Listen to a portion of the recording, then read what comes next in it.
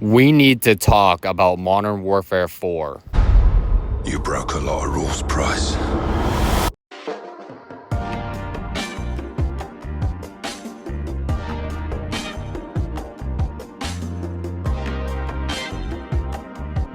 Wouldn't do you any good.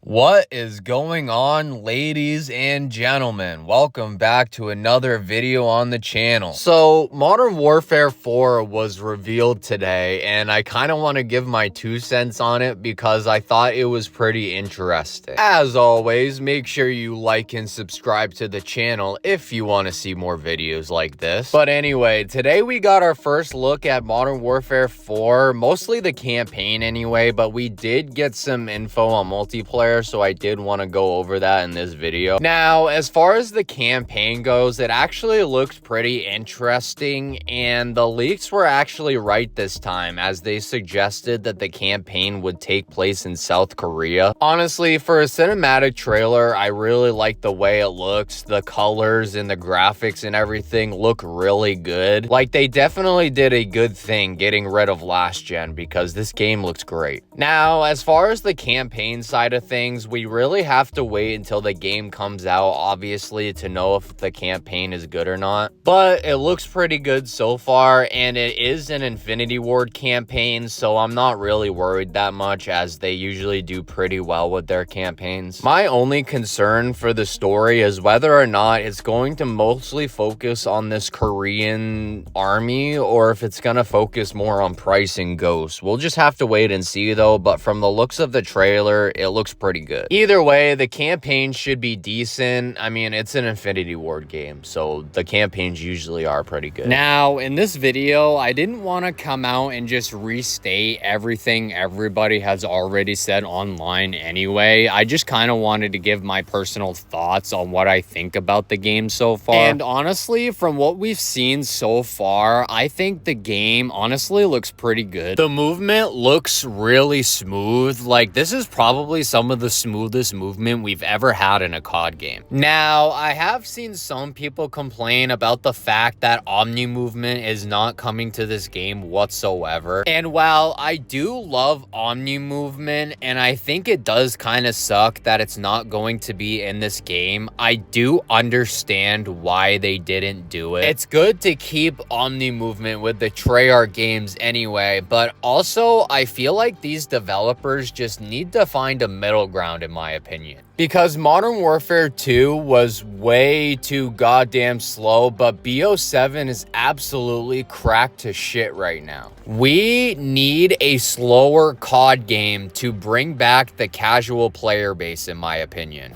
Like, even though I like the fully cracked out movement of BO7, I do understand that most people just don't like that kind of thing. I think finding a balance between how it was in Modern Warfare 2 and how it was in BO7, I think would go a long way. But from the looks of things, it seems like the game is going to be more akin to Modern Warfare 2019, which I don't mind that much. They also did bring back ledge hanging, which is fine, but to me, it's not really that useful of a feature. It's more of a gimmick to me than anything. They also gave us a first look at the brand new redesigned Create a Class menu, and finally we actually have a Create a Class menu in Call of Duty that actually looks good. Because I hate to say it, but it seems like main menus the past couple years for Call of Duty just have not been that great. Like, to me, especially Modern Warfare 2 was one of the worst main menus of all time, to the point where some people literally had to look up YouTube tutorials just to know how to navigate around this fucking menu. It's so bad. Like, it usually looks like someone just takes PNGs, throws them on there, throws a bunch of boxes on top of it, and calls it a day. Like, to me, the vertical UI is one of the worst things Call of Duty has ever done. But here, they actually fixed it, and it actually looks good, and it seems like Infinity Ward is trying their best to make this feel like a classic COD game.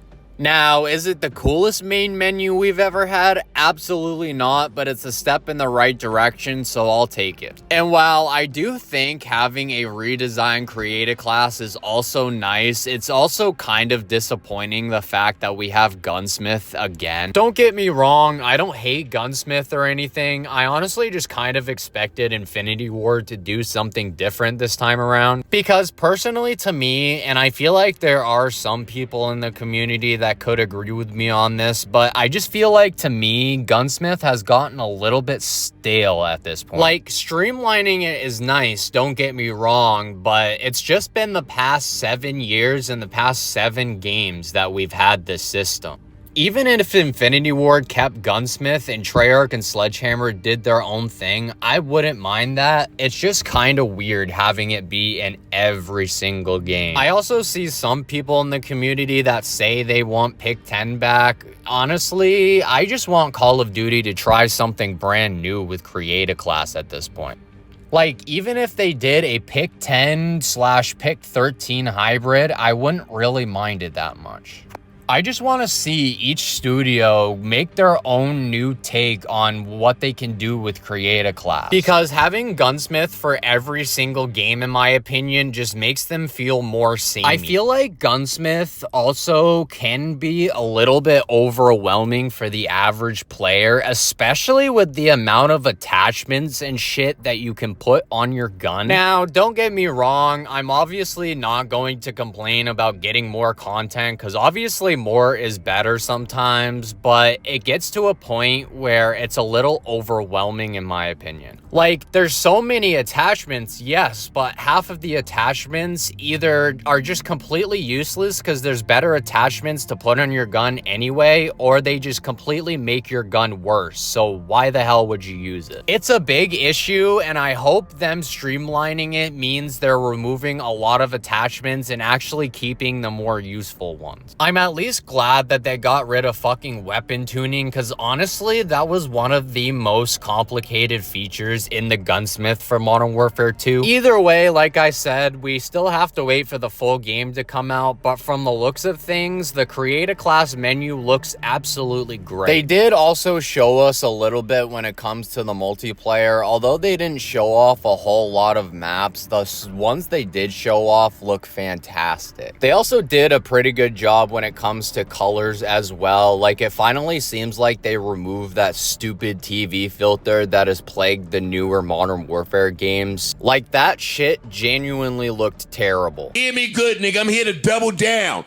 That shit is a 2-pack of ass. Now, I have seen some people complain about the fact that there's only 12 6v6 maps coming to this game, but honestly, I think that's completely fine. You have to think, too, we're getting more maps throughout the post-launch seasons anyway, and I assume Season 1 is not that far out from launch anyway. So, I don't think it's that big of a deal, to be honest. It just all depends on how they handle the post-launch seasons, because in my opinion, BO7 and Modern Warfare 3 set a precedent for, in my opinion, what should be the standard for the amount of content we get for each season. Like, if we get shit like Shipment and Shoot House again for Season 1, then there's a big issue there. But honestly, I don't think they will make that mistake again. And the standard back in the day for DLC maps was 4 multiplayer maps per DLC. So as long as we can get a minimum of 4 maps per season, I think it should be completely fine. Infinity Ward have also been trying hard to make it known that they've also had a change of heart this time around. So I really don't think they'll go back and make the same mistakes they did in the past. I think it's also great that Infinity Ward has added 2 completely different prestige paths to grind for this time around. Obviously, you have classic prestige coming back, which has basically been in almost every single Call of Duty game at this point. And then you have what they're calling standard prestige, which is basically if you don't want to have to re-unlock all of your shit after prestiging. You really don't have to. I think it's honestly great, and it gives players more options as to what prestige path they want to take. My only issue with this is I hope it's not a case where they lock the best rewards behind the standard prestige, because that would be kind of weird. We will just have to wait and see though. I do also find it a little bit weird that they advertise shit like red dots on the minimap coming back, which I feel like that should just be a standard feature that should just be in every single COD anyway. Or even Ninja being a perk. Like, all of these changes are nice, don't get me wrong, but it's nothing new and it's nothing that gets me jumping out of my seat excited for this game. Especially when it's something like a core feature that has been in literally every single COD that they decided to remove for absolutely no reason. And plus, it's not like the previous 2 CODs didn't make those changes anyway. Like, I'm skeptical, but at the same time, from what Infinity Ward has showed us so far, the game does look pretty interesting. They also did show off some DMZ gameplay, and from what they showed off so far, DMZ looks good as well. It's apparently the biggest map that Infinity Ward has ever made, and it also features a dynamic weather system where the weather will change depending on where you are in the map, which it looks absolutely sick. And finally, after 20 plus something years, we finally have a couple of dynamic maps in Call of Duty. This is honestly something that I've been wanting for years, and I'm shocked that Call of Duty has not done something like this in the past. It looks really damn good, and I'm so excited to see how this dynamic weather makes the map feel more real, but also make it feel like there's more going on. I've also seen some people complain about the fact that there's no PvE in this mode, but I honestly think that's a good thing. Because in my opinion, DMZ was never meant to be a PvE mode, nor do I think that was the main appeal of it. As someone who loves PvE myself, I'm not just gonna go in and try and change a mode just to benefit something that I would like from it. I would just not play it at that point. However, I do think MW4 could benefit from some sort of PvE mode like survival or something, considering that at some point these games are just going to end up losing players, and it's going to be so hard to find matches sometimes. And I don't think all of the complaints are just because people like PvE. I think it's also because people just want this game to have more longevity, but every single mode in this game seems like it's going to be online. Except for the campaign, of course, but how many times are you gonna go back and keep replaying the campaign over and over again? But either way, I am interested in this game, and I am so curious to see how the beta is going to play.